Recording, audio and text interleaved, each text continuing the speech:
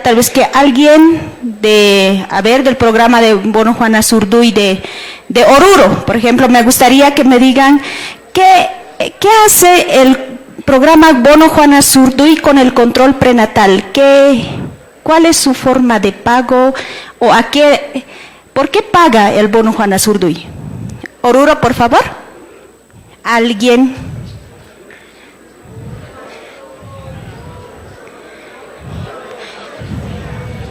Ustedes pagan por los controles prenatales, 4 controles prenatales. ¿Y qué es el control prenatal? ¿Qué verificamos en ese control prenatal para que esta mamá se pueda acceder a ese pago? ¿Solo peso? ¿Solo talla? ¿Solo fecha?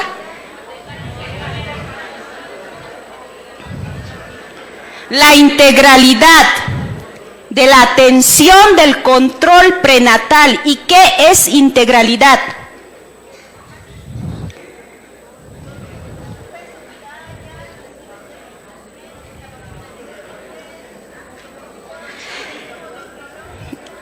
Excelente manejo, creo que es de la doctora de Potosí, pero vamos a ver que también estamos en el manejo integral, porque el manejo integral también es hacer la revisión de lo que son los estudios de laboratorio. Hoy en día les traigo el tema de prevención de transmisión materno-infantil del VIH, sífilis y hepatitis virales.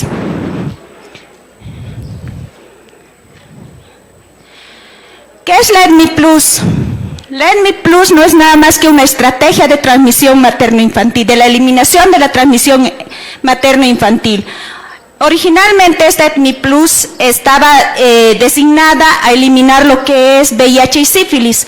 Posteriormente, en el 2016, se aumenta lo que son las hepatitis B y el Chagas. ¿Cuál es el objetivo primordial? De la iniciativa EDMI Plus es eliminar la transmisión de madre a hijo de las infecciones de sífilis, VIH, Chagas y hepatitis B en las Américas. ¿Cuáles son los indicadores nacionales? Si también estamos pagando, genialmente estamos haciendo nuestros controles prenatales, ¿cómo están nuestros indicadores? La meta global de EDMI Plus para todos es menor a 2% de transmisión de VIH. ¿Cómo está nuestro país? 5.6%. A esta fecha, en el corte, en el 2023 estamos a un 6%. ¿Será que nuestras estrategias están dando resultado? ¿Cómo estamos en sífilis? La meta global es 0,5 casos por 1000 nacidos vivos. En la era de los antibióticos, ¿cómo estamos? 1.36. ¿Será que nuestros controles prenatales están siendo tan adecuados? ¿Cómo estamos en hepatitis B? La meta global es 0,1%. ¿Y cómo es nuestro resultado? No tenemos ni siquiera datos a nivel de Bolivia. Entonces, podemos analizar las otras coberturas. Cobertura de tamizaje de VIH en las embarazadas en Bolivia. Se ha hecho un estudio el 2020 por el doctor Gilván Ramos. ¿Cómo sale? La meta global es más del 95%. Controles prenatales, ¿cómo tenemos que llegar? Al más del 95%. ¿Estamos cerca en controles prenatales? Sí. Pero, ¿cómo estamos en Bolivia? La cobertura está a 55%. O sea, si llegamos a 90% de controles prenatales, estamos pagando a ese 90% de mujeres que hacen su control prenatal, pero se nos escapa 40% de mujeres que no realizan, no se reporta sus pruebas de VIH. Lo que es un iceberg para nosotros los datos, porque estamos midiendo solamente la puntita que se ve y todo el resto desconocemos porque no hay datos. Cobertura de tamizaje en sífilis en embarazadas, lo mismo que el control prenatal, tenemos que llegar más al del 95%. Y la cobertura sin dato. Cobertura de tratamiento. Esto ya nos mide como programa, a nosotros, Programa Nacional de Enfermedades Infectocontagiosas. 95% de las embarazadas diagnosticadas tienen que llevar tratamiento. ¿Cómo estamos? A un 76%. Cobertura de tratamiento en sífilis. ¿En qué hospital donde ustedes trabajan no hay penicilina benzatínica? De 2,400. En todos lo cubre el SUS. ¿Y cómo estamos en la cobertura? Ni siquiera reportamos, no hay datos. Transmisión materno-infantil. Para entender más la transmisión materno-infantil y para ver cómo vamos a actuar como médicos en primer nivel, empezando desde el primer nivel, esto no vamos a ir a terapias, nada, primer nivel. Tenemos que saber que existe una barrera hematoplacentaria, la barrera placentaria protectora. El VIH no atraviesa la barrera placentaria, excepto algunas situaciones que lo vamos a ver posteriormente. La hepatitis B no atraviesa la barrera placentaria, pero lo que es la sífilis, sí pasa. Entonces, en base a esto, vamos a poder trazar acciones y vamos a empezar hablando lo que es la transmisión materno-infantil del VIH, para seguir avanzando. ¿Cómo estamos en VIH en Bolivia?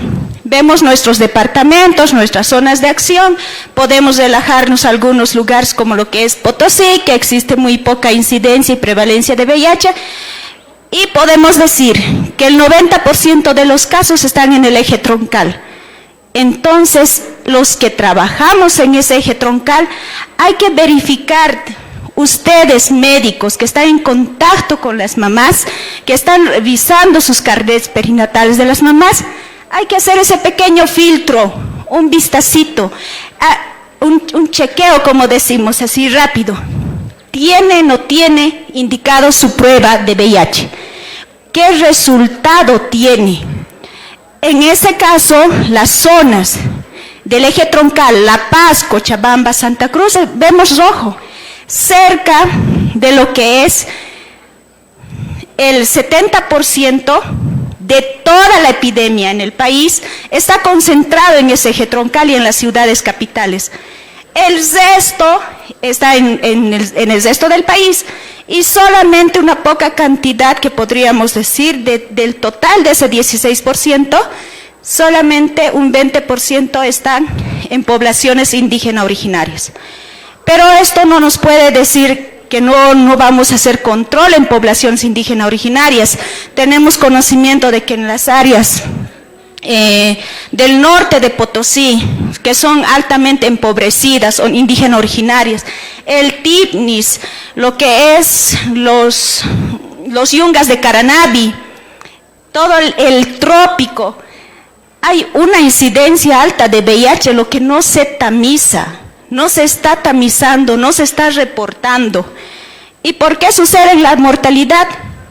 Recientemente, yo creo que han escuchado, mamá de 19 años, embarazo gemelar, falleció y era positiva a VIH. No llevó tratamiento. Cochabamba. Pasó por su control prenatal, lo vio la doctora Mi Salud, estaba afiliada al bono, nadie se ha fijado. Ahí la importancia, si el bono es una estrategia para disminuir la mortalidad materno-infantil, tenemos que ver los factores de riesgo que pueda tener las mamás que están afiliadas y que son beneficiarias. Vías de transmisión del VIH. Esto lo vamos a pasar rápido: sexual, sanguínea y perinatal. Lo que nos interesa, perinatal.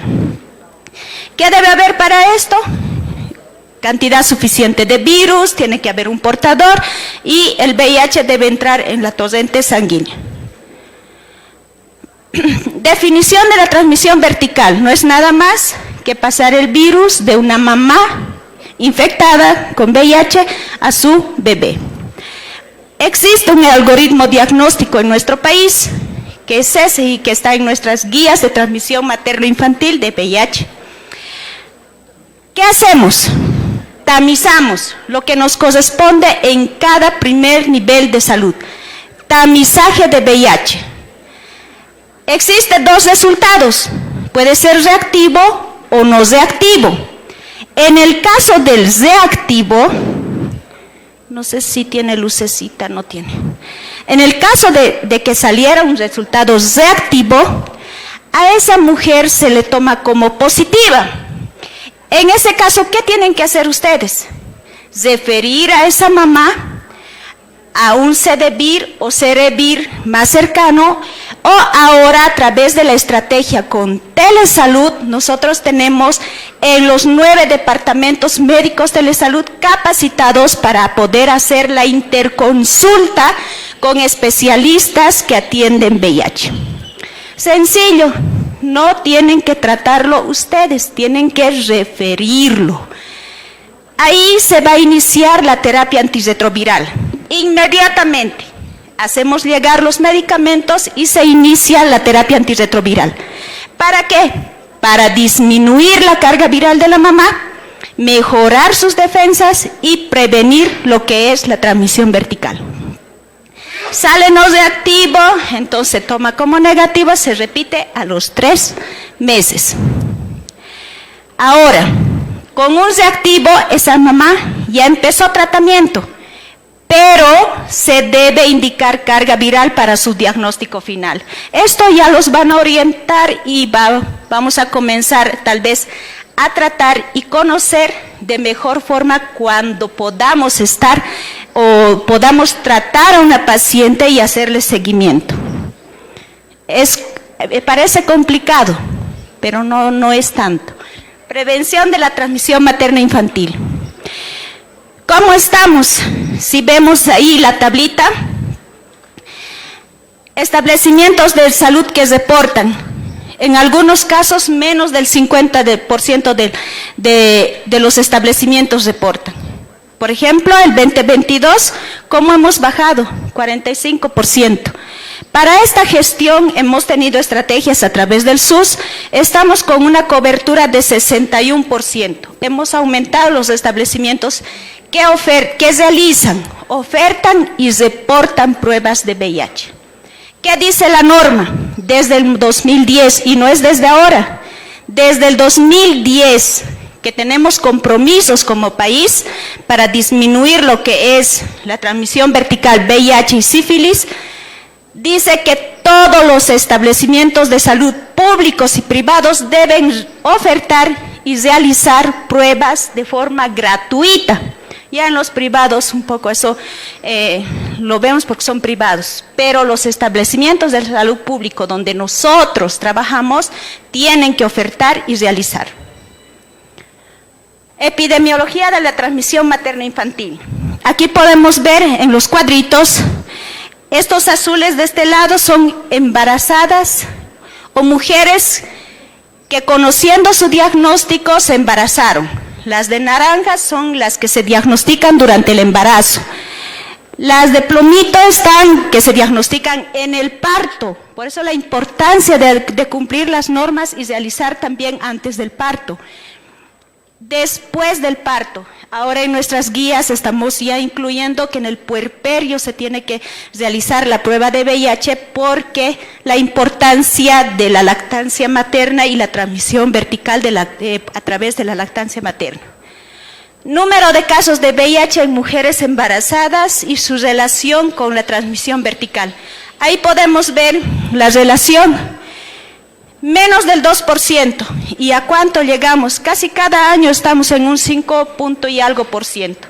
Este año 6% de lo que es transmisión vertical. ¿Cuáles son los momentos más críticos para la transmisión vertical?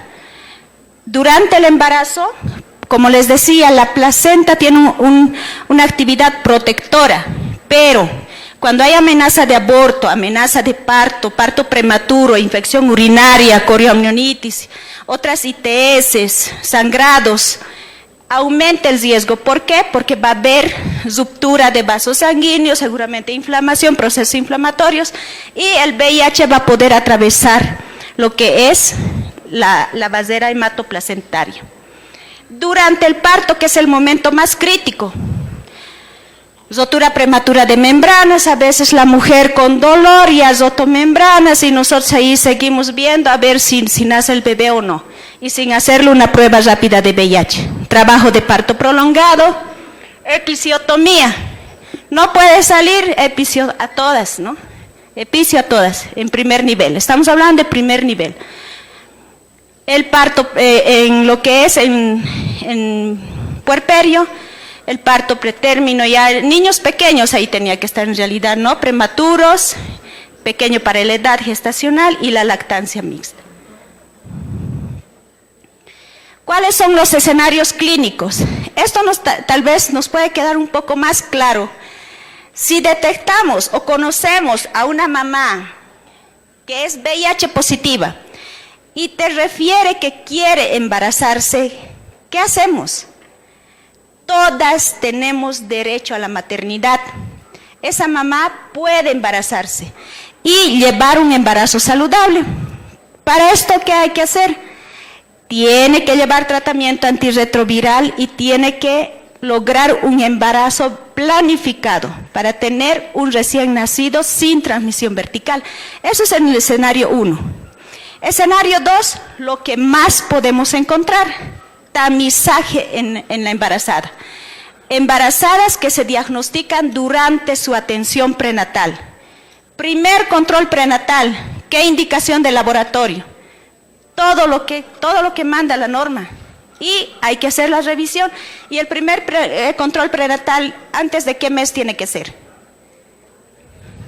Primer trimestre. Y nosotros tenemos que iniciar tratamiento, si sales de activo, antes de las 14 semanas. ¿Nos da tiempo o no nos da tiempo? Nos da suficiente tiempo. Tercer escenario. Gestante VIH positiva diagnosticada durante las etapas finales del embarazo y el parto. Importante.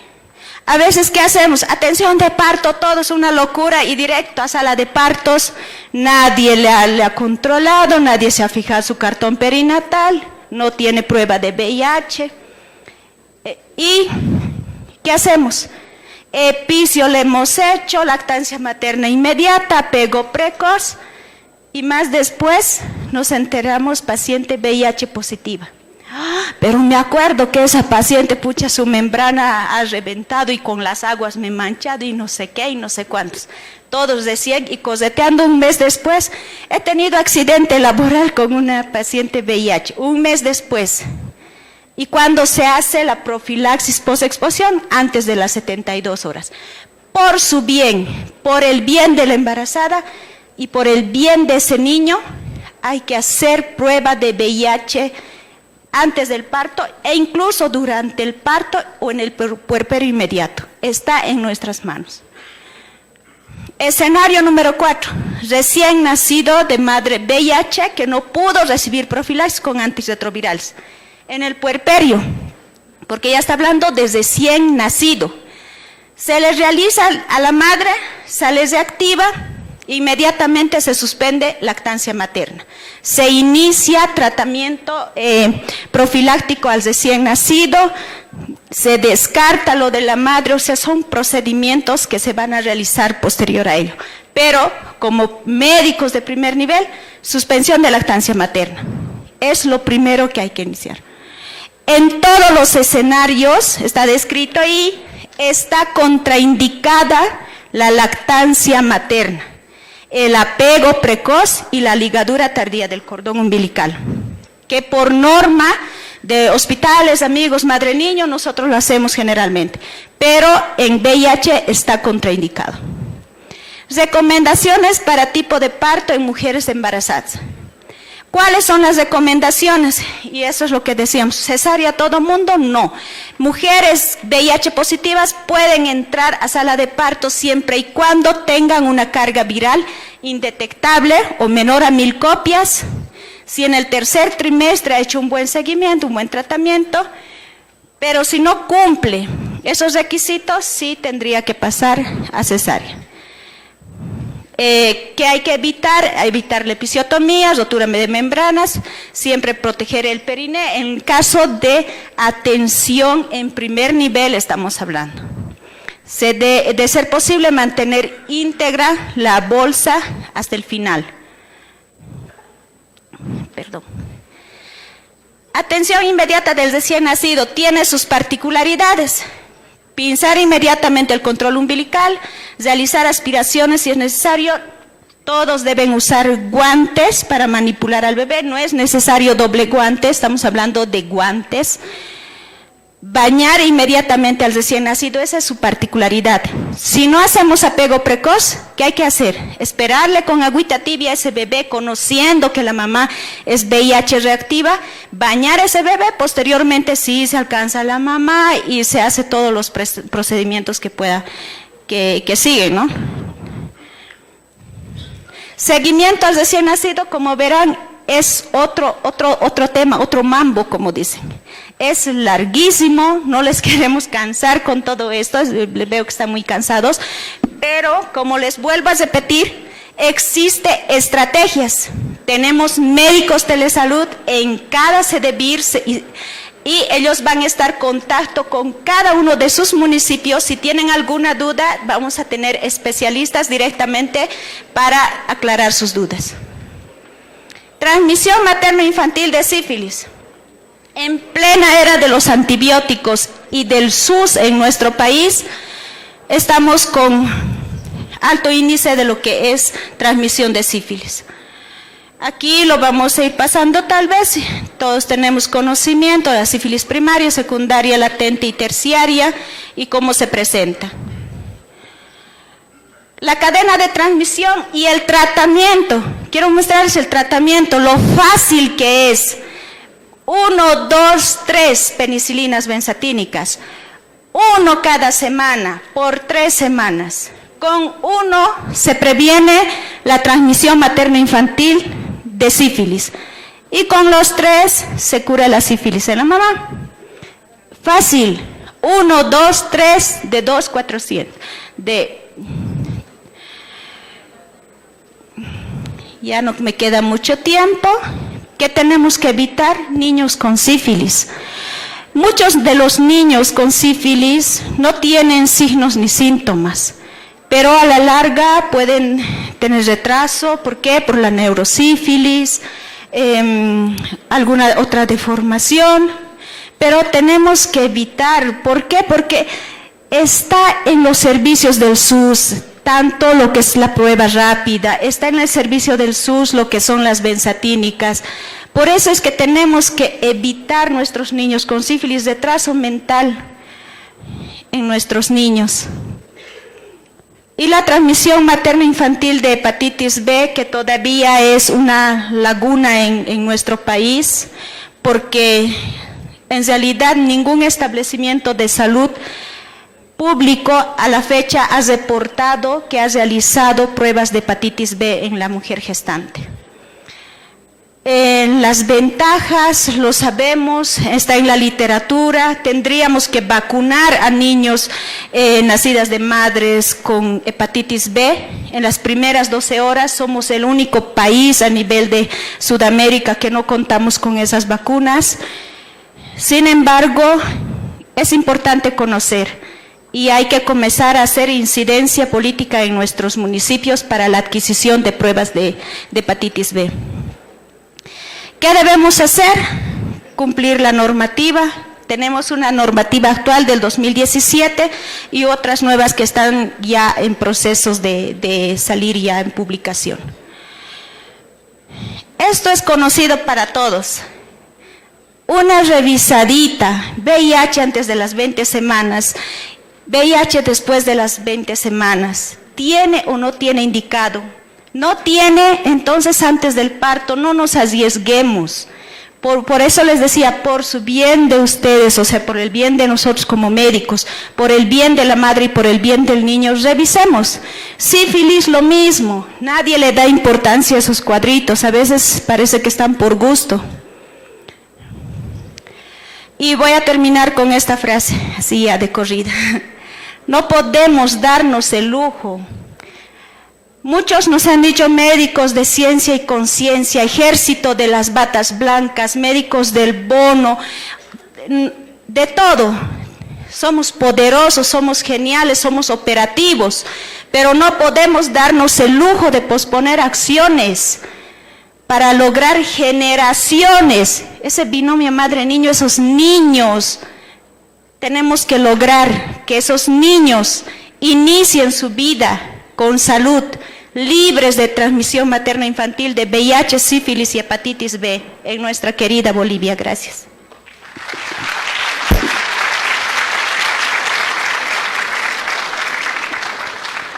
Agradecemos a la doctora. Si hay alguna pregunta, por favor, en el auditorio. Póngase de pie, por favor. Pase por ahí. Mientras va pasando, por favor, les queremos comunicar, se han acercado varios de los médicos a consultarnos. Cada uno de los temas de nuestro programa académico se van a proporcionar a sus coordinaciones de red. Y además, nosotros agradecemos la presencia. Hoy está con nosotros en la Sociedad Boliviana de Pediatría, la Sociedad Boliviana de Obstetricia y Ginecología Filial Cochabamba, está con nosotros la Sociedad Boliviana de Cruceña de Pediatría también. Y bueno, ellos han cedido las conferencias de cada uno de los autores. Se va a preparar un QR y va a hacer llegar a cada uno de los médicos del bono, incluso de los que no están presentes en nuestro evento, ¿ok? Dígame su pregunta. Bueno, primeramente, doctora, muy agradecidas por la exposición, pero cabe destacar lo siguiente: somos más de 500 médicos a nivel nacional. En sí, la atención primaria de salud no implica solamente al médico del bono. Nosotros como médicos del bono estamos distribuidos 2 a 3, inclusive a más de 10 establecimientos de salud por municipio. La afluencia de nuestras gestantes también implica el tiempo. Vemos esta situación del CLAMP, pero ¿cuál es el primer filtro? Es el médico que le capta. Y lamentablemente nosotros, por la confianza que presentan nuestras gestantes, muchas veces se ven obstaculizadas. Uno, ¿por qué? Porque en laboratorio no tienen reactivos. Tendríamos que hacer una encuesta y sondeo de qué municipios carecen de laboratorio. Debería efectivizarse a nivel nacional que ningún establecimiento puesto de salud carezcan de pruebas rápidas de VIH, de reactivos de sífilis. Estamos perdiendo oportunidades muy valiosas porque nuestra prioridad es captar, prevenir enfermedades, doctora. Nosotros también, de la semana de 5 días, en 2 establecimientos priorizamos 2 días. En un establecimiento, de acuerdo a la afluencia. Van y vienen las pacientes. Gracias.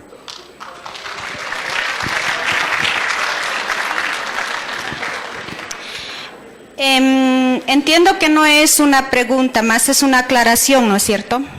Pero desde el 2019, e incluso desde el 2010, existía una resolución ministerial, la 0521, que donde dice que cada municipio, no estoy hablando de los médicos bonos, que creo que han nacido un poco después, que cada municipio y cada establecimiento está en la obligación de adquirir pruebas de VIH y sífilis y ofertarlas y realizarlas gratuitamente. Estamos hablando del 2010.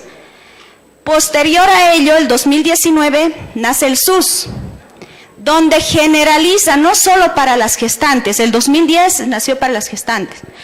En el SUS dice para todos. ¿Y qué es nuestro deber aquí? Tampoco, les echo toda la carga. Ustedes tendrían que ser un filtro para el cumplimiento. Gestante que no tiene, llamar la atención a su médico, a su médico que ha captado, empezar a hacer ese proceso dinámico de filtro. A partir del 2019, con el SUS se amplía tantas tantos servicios, tantas coberturas, que no los estamos poniendo en práctica. La leche sucedánea actualmente la seguimos adquiriendo como programa nacional, pero que ya está inscrito en el SUS. O sea, la falta de incidencia política, la falta de incidencia como médicos y demostrar las realidades en el lugar donde trabajamos, o sea, ocasiona que se duerman nuestras autoridades y que piensen que todo está bien. Nosotros queremos tener una fortaleza en los médicos operativos de los programas que intervienen en la atención materno-infantil, porque como Programa Nacional de Enfermedades Infectocontagiosas no tenemos médicos operativos. Ahí es la alianza, por eso que hicimos con lo que es Telesalud, y a través de la Telesalud llegar a todos los municipios. Sabemos que el conocimiento es amplio, que el tratamiento es diferente, existe estigma y discriminación hacia la población vulnerable y afectada por VIH, entendemos, pero no les queremos sobrecargar solo a ustedes. En ese sentido, ¿qué hay que hacer? Hacer uso de las tecnologías, alianzas estratégicas y en el caso de ustedes, referir y hacer notar a sus médicos que no están cumpliendo la norma y que ustedes están haciendo un pago por un control prenatal de calidad. ¿Y quién tiene que cumplir ese control prenatal de calidad? El establecimiento de salud. Entonces, al municipio decir, municipio, yo estoy dando plata para que hagan y hagamos un control prenatal de calidad. ¿Qué incluye? Pruebas, no solo VIH y sífilis, toxoplasma, Chagas, grupo y factor. Ayer hemos visto lo que son las hemorragias, cuántas mamás se mueren por hemorragias y primeramente estas mamás estaban anémicas. Entonces, son cosas integrales y que se pueden lograr con pequeñas acciones. De solo decir, le falta su prueba de VIH, por favor, indíquenle. Muchas gracias. Excelente, doctora, agradecido.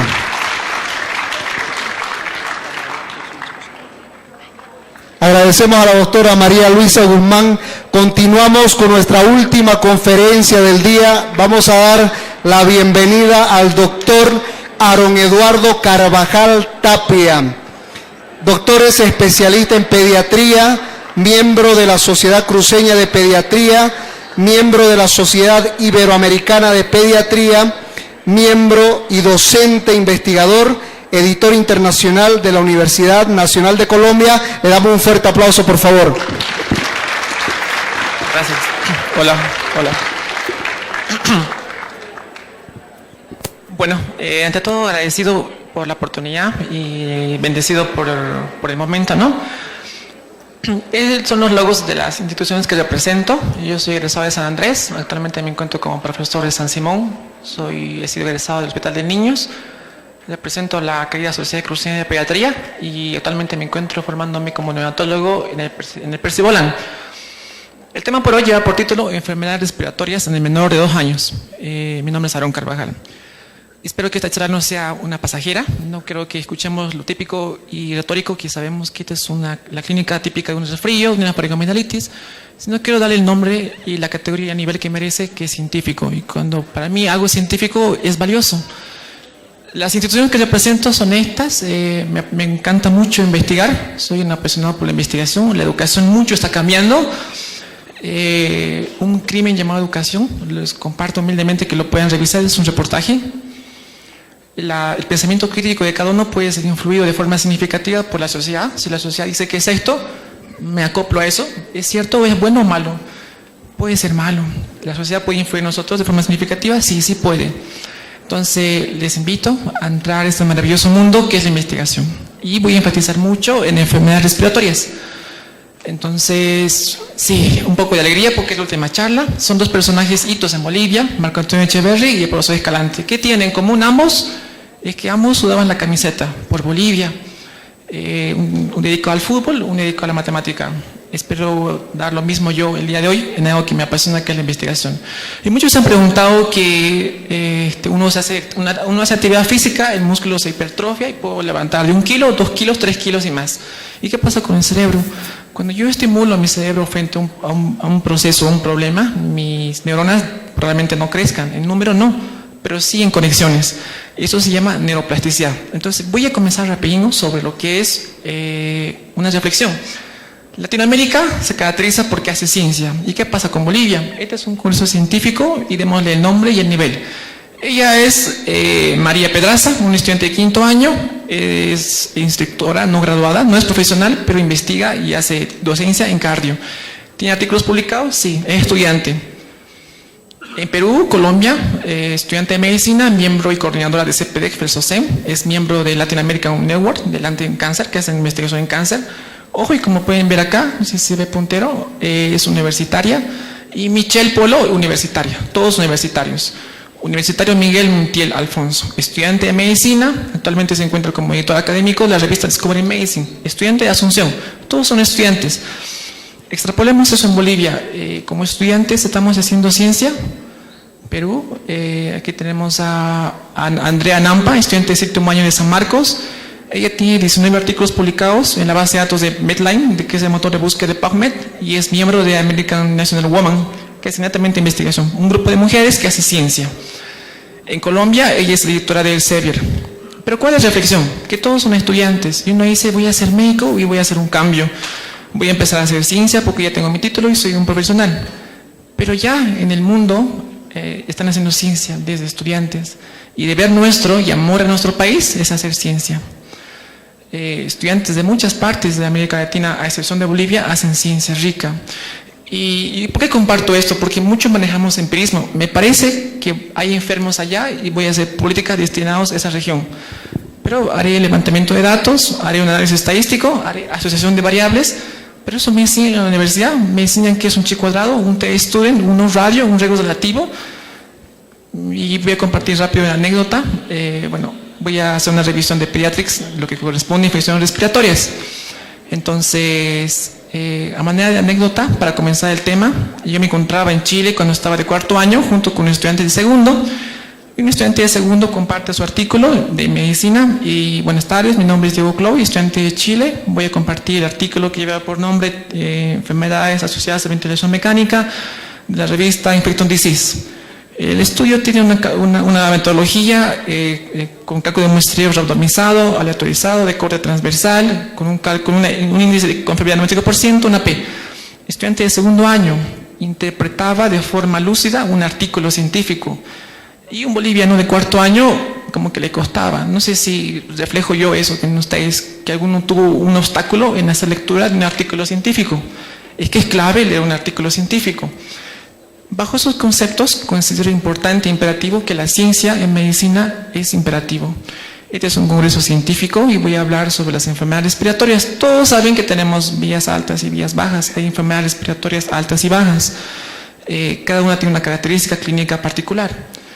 La laringitis tiene una característica clínica, un estridor inspiratorio. La epiglotitis, inflamación de la epiglotis, es un estridor mixto. ¿Pero por qué es importante esto? Por la clínica, al reconocerla yo puedo hacer un manejo. Una laringitis por porcentaje y frecuencia no es infecciosa bacteriana. Puede ser por un cambio espasmódico de temperatura, infección viral, pero no le doy un antibiótico. Una epiglotitis por alto porcentaje y frecuencia es bacteriana. Entonces reconocer la frecuencia de la clínica es importante. Entonces, y ahí está la ciencia. ¿Está en un libro publicado que diga una laringitis versus una epiglotitis es igual? Probablemente no. Y ahí entran los artículos. Entonces, tenemos una variedad de enfermedades respiratorias, desde el resfrío común, como pueden ver ahí, la influenza, la sinusitis, la otitis media. Cada uno tiene un grupo etario y un germen específico. Entonces, cuando yo tengo una otitis, ¿qué germen voy a pensar? Cuando tengo una laringitis, ¿qué voy a pensar? Una epiglotitis, ¿qué voy a pensar? Hay clínicas particulares y grupos etarios que son en pediatría clave. Según su grupo etario, según su género, según su región, ahí yo sospecho. No voy a requerir laboratorio, nada. Esa es la característica clínica de la frecuencia y el análisis que un médico tiene que tener. Entonces, esta es la vía respiratoria alta. Aquí tenemos un resfrío común. Voy a ir comenzando a introducirnos un poco más profundo. El resfrío común es algo pasajero, usualmente es viral, es benigna, no tiene un compromiso sistémico, usualmente se acompaña, se atiende mucho en la atención primaria, lo van a ver muy frecuente en la atención primaria. Mi niño está con fiebre y tiene esto, y que no tiene mucho conocimiento, tomen su antibiótico y ya está. Y la mamá viene por un antibiótico, porque si uno le da un paracetamol y un ibuprofeno, como que me quedo corto, ¿no? Ese médico solo me da paracetamol. La etiología puede ser también diversa, ¿no? Diferentes virus. Su mecanismo de por qué produce eso está acá. El microorganismo se adhiere a la pared, produce liberación de moléculas proinflamatorias, interleucinas, hace liberar células blancas como los polimorfos nucleares, aumenta la permeabilidad vascular y se ve una disrinorrea hialina, ¿no? Existe en temporalidad de tiempo donde hay gérmenes que se extrapolan más, donde se manifiestan mucho más. En tal tiempo tengo más gérmenes, pero yo al leer una literatura de otro país, considerando que Bolivia se encuentra en el hemisferio sur de la línea del Ecuador por debajo, mi estación de cambios climáticos, mi estación de invierno, primavera, todo eso, cambia, es inversamente a lo que es el hemisferio norte. Entonces, si yo leo un libro que no corresponde a la casuística mía del hemisferio sur y me dice que en tal temporalidad es tan frecuente este germen, yo puedo cometer un error. Por eso la importancia de la investigación nuestra es reconocer qué gérmenes son más frecuentes según nuestra temporalidad en meses nuestro. ¿Lo tenemos en Bolivia? Muy poco, muy poco. Es por eso que nos falta hacer ciencia. La clínica, todas la sabemos, puede manifestar como un dolor de garganta simple, una congestión nasal. Usualmente, por este autor que es Thompson, son 7 a 10 días más o menos. Puede presentar otros síntomas y poco apetito, decaimiento, ¿no? El diagnóstico netamente clínico. Diagnósticos diferenciales, todos esos. No se preocupen por las fotos porque va a estar igual compartida. Rinitis alérgica, entre otras muchas más. El tratamiento sintomático, lo que hemos dicho. La faringoamigdalitis, afectación de las amígdalas. No toda faringoamigdalitis es una bacteriana, en gran frecuencia es viral, pero podemos cometer el error que está con tos y dolor de garganta, debe ser su amígdala, antibiótico. Y eso es malo, tenemos aquí un gran infectólogo que eso causa una resistencia mucha a los antibióticos. Entonces, mucho cuidado. Las lesiones pultáceas, alguna evidencia dice que no toda lesión pultácea es sinónimo de bacteria. Entonces es importante leer qué dice la revista chilena. Recomendaciones de la faringoamigdalitis. ¿Qué características clínicas tiene una faringoamigdalitis, ¿no? El grupo etario más vulnerable, 5 a 15 años, ¿tienen tos? Usualmente no tiene tos. Ahora, la medicina no es exacta, no es una ciencia exacta que ausencia de tos igual a faringoamigdalitis. No, la medicina es probabilística, no es una ciencia exacta como la matemática o la física. Lo que les decía, la laringitis puede ser en alta frecuencia por virus, o puede ser espasmódica. No sé si alguna vez le han pasado que estaban en un lugar caliente, se han salido en un lugar frío o han tomado un helado frío, estoy mal, ¿no? O tanto cantando una laringitis. Entonces, y el padre viene, quiero que me dé antibiótico, doctor. Entonces, mucho cuidado. Entonces, la importancia de conocer el grupo etario vulnerable, la frecuencia de gérmenes, es importante para medicar a un paciente. Ya estamos sentados, no se duermen. Entonces, no quiere seguir.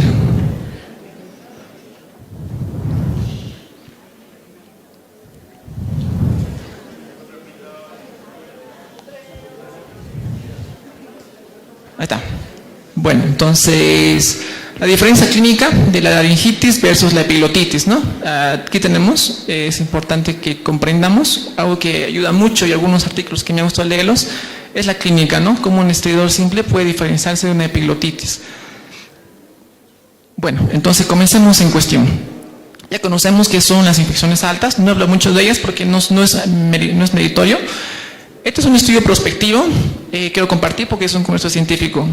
Muchos países del mundo han visto que existe frecuencia de casos más elevados de resfríos comunes, pero es importante saber cuál es la causa. ¿Será el invierno? ¿Será la primavera? ¿La polinización? ¿O qué factores hay? Entonces, es un estudio publicado en Pediatrics International, un estudio de corte que analizar si la calefacción en dormitorios está asociado al resfrío común. Entonces, en una casa vemos que tiene aire, un calefactor de aire, o tiene un calentador de piso, o tiene un calentador de gas. Entonces, el médico, que es bien dedicado, va a ver la casa del paciente y va a decir, es un resfrío común y me conformo. Y tenemos que salir de ese círculo de médicos que me conformo, he visto que es un resfrío y me quedo completo. Pero tengo que buscar, el médico es investigador desde ya, es innato, pero he notado que ocupan calefactor de aire, ocupan calefactor de piso y ocupan calefactor a leña o de diésel.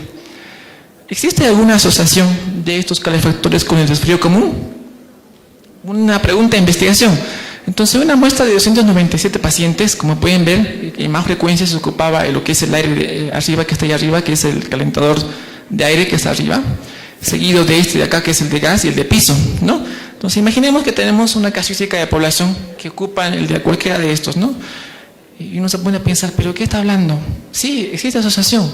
Entonces, los acondicionadores de área, los que están aquí arriba, se asociaron más a la tasa de incidencia de resfríos comunes. Ahora, ustedes me van a decir loco, pero la importancia está de que no se conformen. Es un resfrío, me quedé corto. Es una faringoaminitis, ¿pero qué se asocia a la faringoaminitis? La probabilidad de que tenga faringoaminitis es más cuando va a la guardería, cuando es un cuarto hacinado, el número de personas. Entonces, yo me encuentro con una familia que vive en un cuarto, hay mayor número de personas, el nivel de contagiosidad es mayor, entonces esa es la probabilidad que el médico tiene que manejar. No, esta familia es alto riesgo porque es un cuarto hacinado, el número de personas es elevado, entonces es una familia que es de alto riesgo. Lo manejamos en Bolivia, sí, muy poco. Sigamos. Entonces, el valor es 1.84. ¿Sí? Pero no me quedo corto, 1.84, ya, lo dice él, no. Cuando leamos un artículo es importante interpretar. Entonces quiero que en la mente de cada uno se quede 1 en valor o radio, el riesgo relativo, razón de momios, que son variables de asociación.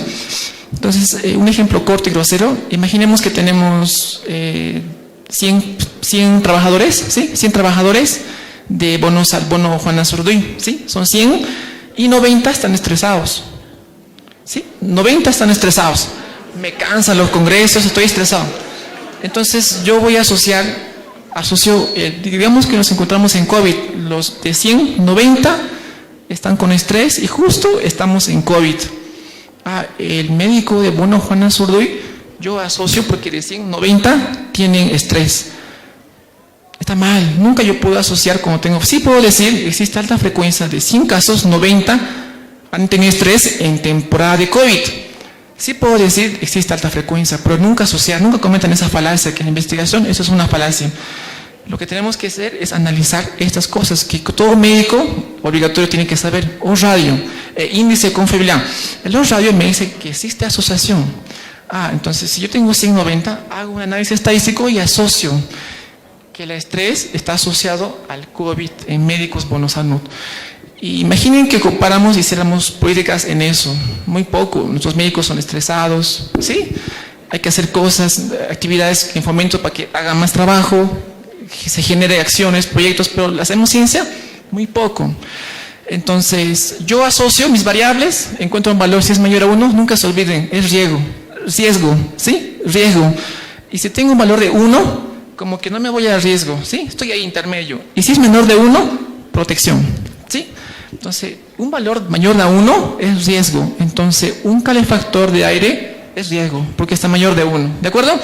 Pero mi índice de confiabilidad es 95.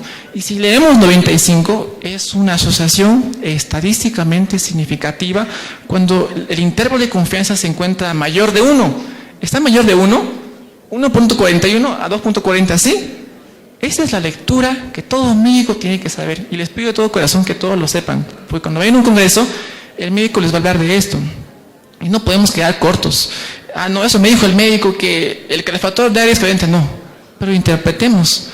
Los calentadores de gas o queroseno y los de piso tuvieron menor tasa de incidencia en resfríos común. ¿Cuánto es el valor? ¿Pueden leerlo? El riesgo relativo, 0,5. ¿Qué es eso? Exacto, protección, menor riesgo. Ahí está. Índice de confiabilidad.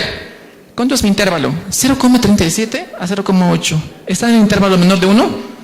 Entonces es una asociación estadísticamente significativa, ¿sí? Hemos hecho un poco de bioestadística. Estamos muy bien, sigamos. Entonces ya estamos entrando al tema. Se me invita a hablar lo que es invierno, el temeroso invierno. Existe una temporalidad y tenemos que asociar enfermedades según temporada. Muy poco lo hacemos, pero se considera imperativo en muchos países y unidades de epidemiología. Este es un artículo que lleva por título Entorno de vida y enfermedades respiratorias en niños. Y ustedes lo van a ver mucho porque tienen contacto con familias. Esta familia son 5, más de 5. Si tengo una mamá soltera, la probabilidad de que tenga un niño resfriado es alta, versus una mamá que es casada. En este estudio demuestran que una mamá soltera, la probabilidad de que tenga un hijo infectado con resfrío común es alta. Pueden creerlo, pero es la evidencia científica. Habría que extrapolar esto a la casuística nuestra boliviana. De repente está diferente, ¿no? Pero se apagó. ¿Alguien me ayuda? Bueno, pero continuemos. Ya, entonces, es un estudio longitudinal de una corte infantil en Nueva Zelanda. El deber nuestro, ¿qué va a ser? ¿Que nos quedemos conformados? No, que hagamos ciencia en nuestro país. Entonces, la incidencia de respiratorias agudas aumenta según el lugar, la situación de estación de invierno y primavera, cual sea. La exposición a ciertos factores puede ser un factor de mortalidad. Entonces, en este estudio de 6.822 sujetos que tenían 6.853 hijos en Nueva Zelanda, en un estudio longitudinal con una distribución de Poisson, pero ustedes tienen que saber qué es Poisson, porque en otros países de América Latina saben. Deber nuestro es saber. Entonces, dejo como tarea que es una revisión logística de Poisson. Vivir en vivienda de alquiler, 48%. Se ha asociado que sea un factor de riesgo. Esto es un estudio afuera, no es el nuestro. ¿Hacinamiento del hogar? Sí. ¿Tiene un porcentaje de que tenga incidencia? Sí. La humedad también es un factor. La condensación intensa, el moho en las paredes también, 14% que fumaban las madres. Sí, toda madre que fuma tiene un factor de riesgo. Por el tiempo se me va a quedar corto. Factores asociados a infecciones respiratorias. Entonces vamos a hacer el análisis bioestadístico que hemos aprendido. Entonces tengo acá múltiples variables en el país de Chile hermano. Hagamos el análisis nuestro. Aquí tengo múltiples variables. ¿Influye o existe asociación de la madre adolescente en que un niño tenga una infección respiratoria alta? Madre adolescente, 0,09. ¿Cómo lo interpretamos? Ahora ese 0,9 es una P. Esta es la P. Ya no entra o rayo, signo negativo, ya no. Esta es la P. Y si la P es menor a 0,05, es significativa. La probabilidad de que tenga ese evento es bueno. Entonces, escúchenme bien. Cuando es menor a 0,05, existe asociación, ¿sí? Entonces, que la mamá sea joven, adolescente, 0,09. No. Hay mamás adolescentes que pueden curar. Pero yo puedo cometer el error de hacer un empirismo y decirle, es mamá adolescente, no sabe, se le va a enfermar. Eso es empírico. Y eso para un profesional no está. ¿Sí? Pero he resaltado acá consumo de cigarrillo en el embarazo, 0,019. ¿Qué es eso? Es menor a 0,05. Perfecto. Ese sí, ese es 0,05, ese es 5% de error. Entonces existe asociación. Una mamá que durante el embarazo ha sido expuesta a humo o ha fumado, tiene riesgo de tener un niño que tenga infección respiratoria alta. También la escolaridad. Entre marzo a julio, la probabilidad de que tenga enfermedades respiratorias altas es alta. El uso de leña, el tabaquismo entre domiciliario, ¿no? Al deber nuestro es extrapolar a la casuística nuestra. También quisieron ver el tema de la edad gestacional, será un factor. El pequeño, el Apgar, si es varoncito, porque al varón se lo achaca todo. Si es varón, es factor de riesgo. ¿Han escuchado eso? Es varón, no va a vivir mucho, ¿sí? Porque son más débiles, ¿no? Pero es que la evidencia dice, es verdad, es evidencia. Por eso aquí no he incluido el sexo, ¿no? Pero no, está bien, el varón no tiene en este caso, no se desfría. Entonces, sigamos, ya estamos acabando. El análisis bioestadístico, se establecieron diferencias estadísticas significativas. Escuchen bien esa literatura. La tasa de incidencia de infecciones respiratorias bajas tiene un valor de 2. Perdón, sí, de 2, con un índice confiliar de 1.03 a 3. ¿Qué me dice 2? ¿Qué es 2? Mayor de 1. Riesgo, muy bien. En los nacidos, escuchen bien, aquellos que han nacido entre marzo y julio, es 4. Aquellos bebés que han nacido en esos meses, ojo, no lo digo yo, lo dice la ciencia, pero eso es en Nueva Zelanda. ¿Qué será en la casuística boliviana nuestra? Entonces, yo comparto estas publicaciones porque considero imperativo que uno tiene que saber leer.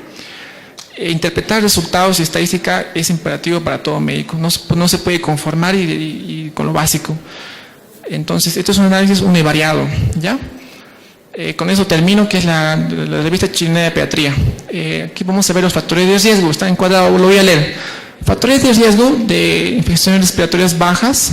Ser hijo de madre soltera tiene un odds ratio, pueden leerlo, OR 2.6. ¿Qué tal? Ser madre de hija de mamá soltera es un factor de riesgo. Por alguna razón, lo dice la estadística. Pero para hacer ese análisis estadístico, el muestreo y todo eso es bien complejo. Bueno, esta charla es reflexiva. Quiero que cada uno no se conforme que voy a ese centro, le he visto toser, ya es esto. No, quiero que indaguemos que cómo es el ambiente donde vive, cuánto número de hijos, usted es sola, usted es viuda, y hacer ciencia. No se conformen con lo básico, porque todo médico, por deber ético, tiene que investigar. Entonces, nuevamente hagamos ciencia y con eso estamos terminando. De igual forma aquí tenemos una P. Busquemos de toda la columna, que es la cuarta, de toda esa columna, un 0,05. Para abajo de 0,05. Entonces, este estudio de acá se llama, con eso terminamos, ya no es mucho, lactancia materna como factor protector. ¿Sí? Lactancia materna como factor protector del sobrepeso y obesidad. Y es que el sobrepeso y la obesidad es un estado proinflamatorio. Aquel niño, persona obesa, tiene en el tejido adiposo unas moléculas proinflamatorias que se llaman adipoquinas, que es un paciente que está con fiebre.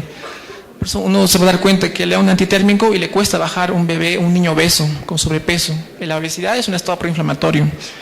Entonces, aquí está demostrado en este estudio que la chilena de pediatría, que la leche es un factor de protección para que no tengan obesos. No sé si han visto en la consulta a una mamá con su bebé gordo, su bebé gordito. Me encanta mi bebé, me encanta cómo... ¿Y qué le da? Yo, sin preguntarle, ¿usted le da leche artificial? Sí, sí le doy, porque es más gordo. Es un sobrepeso.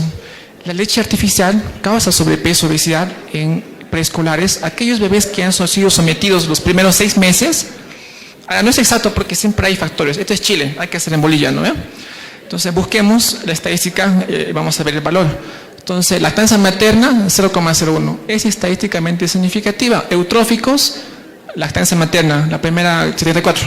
Son más eutróficos los que son expuestos a leche materna, es decir, que aquellos que han tomado leche materna son normales, versus los obesos, que son con fórmula. Y me voy a saltar aquí que son padres, que es, ¿dónde está acá? Aquí está, estado nutricional de los padres, que es aquí la primera, segunda, tercera, cuarta, quinta variable. Ambos eutróficos, 0,013. Entonces, menor a 0,05. Que tengamos un padre obeso es un factor que mi niño tenga obesidad por mis hábitos dietéticos, ¿no? Bueno, y con esto quería acabar. Los países ricos lo son. Esta es una persona que admiro mucho, es Bernardo Hussein. Los países ricos lo son. ¿Por qué? Pero uno dice, ¿pero por qué son ricos? Pero que se dedican a la ciencia y tecnología. Y los países pobres lo siguen siendo. ¿Por qué? Porque no lo hacen. La ciencia no es cara. Cara es la ignorancia. El que no hace ciencia, cuidado. Comete el error de hacer empirismo. Empíricamente. No, me parece que ese bebé que nace así es por esto. Ese es empírico. No se puede hacer eso. Y para acabar, ¿qué sucede con Bolivia? Estamos en un congreso científico. Existen muchas publicaciones que hablan mal sobre Bolivia. ¿Y por qué hablan mal sobre Bolivia? Y uno es boliviano y dice, ¿pero por qué? A mí me duele mucho, yo sufro. Y puede sonar gracioso porque yo sufro. Uno se va a Argentina, yo amo a Argentina, yo amo a Brasil. ¿Y qué pasa con Bolivia? Entonces existen muchas publicaciones que son estudios bibliométricos de cuánto produce cada país. Y Bolivia se encuentra en los últimos países. No lo digo yo, lo dice la ciencia. Entonces, muchos artículos van a leer de otros países, muy pocos nuestros. Este es un congreso científico. Y si es científico, hay que darle el valor. Entonces, grandes productores, Brasil, México, Argentina. Hacen ciencia. El que viene de Brasil, México, Argentina, sabe que investigar es importante. El que está en Bolivia sabe que es importante. No, mejor hago mi trabajo que me den mi dinero. No, es amor al país. Amor a lo que hacen. ¿Estamos en qué puesto? 15, ¿no? Y tenemos una tasa de crecimiento de 0,10 para el 2010, para el 2008. Este es un estudio que lo han publicado en PubMed. Este es un estudio que hicimos, yo le hice, Bolivia está en la parte roja. La comunidad andina de la nación y el Mercosur somos los últimos. Entonces, ¿qué pasa? Hay que ponernos la camiseta y dar el amor para nuestro país, ¿no? Yo sufro mucho porque cuando uno va a un congreso, esta es la estadística de que el virus tantos en mi país y Bolivia. Entonces, nuestra tasa de crecimiento como bolivianos es de 12.1, que está en la tercera columna. Bolivia somos el puesto 9. En la última columna donde dice posición son los países de América del Sur. En el primer lugar lo ocupa Brasil, el último es Paraguay y nosotros somos el 9º. Pero tenemos una tasa de crecimiento significativa que es menor a 10, 12. Hacemos ciencia, pero muy poca. Pero no es suficiente. O sea, es bien que hagamos, de alguna forma la hacemos. Hay algunos bolivianos que están haciendo ciencia en Bolivia, pero no es suficiente. Hace falta muchos médicos y los llevo a la reflexión y los invito y exhorto a cada uno y los desafío que hagan ciencia para Bolivia. Y con eso termino. Esta es una publicación de la Gaceta Médica, donde dice que Bolivia produce menos de 0,01% a nivel mundial. Lo pueden sacar fotos, lo van a revisar el artículo. Y con eso terminamos de verdad. Entonces, no sé si alguna vez se han preguntado con esto acabamos. Las pirámides. No sé si han visto que existe asociación de la pirámide de Egipto con la pirámide de Perú, con la pirámide de Bolivia. El traje dorado que tienen los incas, ¿no? Entonces, este es un libro antiguo que es Thor Heyerdahl, y él quería responder la hipótesis de por qué esas piedras tan grandes. Yo encuentro similitud de la pirámide de Egipto con la de Bolivia, con la de Perú, con la de México. Entonces, cuentos antiguos, históricos, hablaban que había unos extraterrestres que ponían piedras. Pero él un día dice, no creo que sea eso. Voy a hacer una balsa de papiro, que es un papel que manejan en Egipto, y voy a transportar piedra. Y la balsa se hundió. No, mejor me voy a ir a Bolivia, dice. Este es europeo. Me voy a ir a Bolivia y voy a transportar piedras desde Bolivia hasta Europa o hasta Egipto. Voy a ver si esas piedras, porque piedras así no hay en Egipto. Y logró transportar en balsas de totora piedras con alto peso. La totora antes, y digo antes porque era una estructura firme arquitectónica propia de Bolivia, de estructura firme y dura. Ahora la totora ya no es nada, es como galleta. ¿Sí? ¿Por qué? Por la contaminación. Él es Thor Heyerdahl, y seguramente, porque como aquí no hay bolivianos, no lo conocen a él, porque no somos bolivianos. Pero que es boliviano, conoce y ama su país. Él es Paulino Esteban, es un boliviano que ha construido una totora enorme, una base totora hasta Europa. Muy poco lo conocemos, tiene un museo en Europa, en Francia. Es un boliviano muy reconocido, pero en Bolivia muy poco. Hay gente que está acá en Bolivia que no se lo conoce. ¿Por qué comparto esto? Este es un artículo publicado de un argentino. Crónica de una muerte anunciada. Un argentino que publica que esta ave que se está muriendo. El escudo de Bolivia es una oveja y un león. No son animales de Bolivia, no son propios. Esta ave sí es boliviana, así como la Inia boliviensis del lado del oriente boliviano y la paraba azul. Esta también del altiplano. Pero este es un argentino que publica sobre esta ave que está muerta, que se está muriendo. Y nos dice, bolivianos, hagan algo. Y vive casualmente en el lago Titicaca, donde esa base totora ya no es nada. Entonces, hay animales propios nuestros que no los conocemos, o muy poco. Existen mucha información que dicen, hagan algo Bolivia, se están muriendo esos animales. Y con eso termino diciendo, el patriotismo nace en la investigación. Nadie ama lo que no conoce, obvio, ¿cómo lo voy a amar a ella si no la conozco? Lo que no se conoce no se cuida. ¿Cómo voy a cuidar a mis niños, a mis madres, a mi país? Si no lo conozco, no conozco Bolivia, no conozco la realidad. Y lo que no se cuida se pierde. ¿Estamos viviendo eso? Sí, estamos viviendo un país que se está perdiendo, nuestra riqueza turística, nuestros casos aislados de enfermedades propias bolivianas, que como médicos tendrían que investigar, publicar, se está perdiendo. Esta es una frase de un argentino bien boliviano, que ama Bolivia, pero que él radica en Argentina. Entonces, con eso termino diciendo que Bolivia está perdiendo mucho. El manejo de un paciente es conciencia, no se conformen, conciencia y conciencia, ¿no? Pensando y el amor a la investigación. Amen a nuestro país, conozcan la realidad nuestra, hagan levantamiento de datos, nunca nos manejemos bases empíricas, eso no es bueno. Y sin más que decir, y agradecido por la oportunidad, me despido. Eso es todo.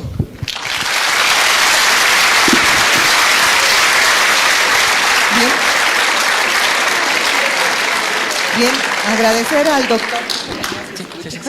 Bien, agradecer al doctor Aarón Eduardo Carvajal Tapia. No sé si tienen para él alguna consulta, pregunta. Creo que todo quedó muy claro, doctor. Bien, entonces le ofrecemos nuevamente un fuerte aplauso y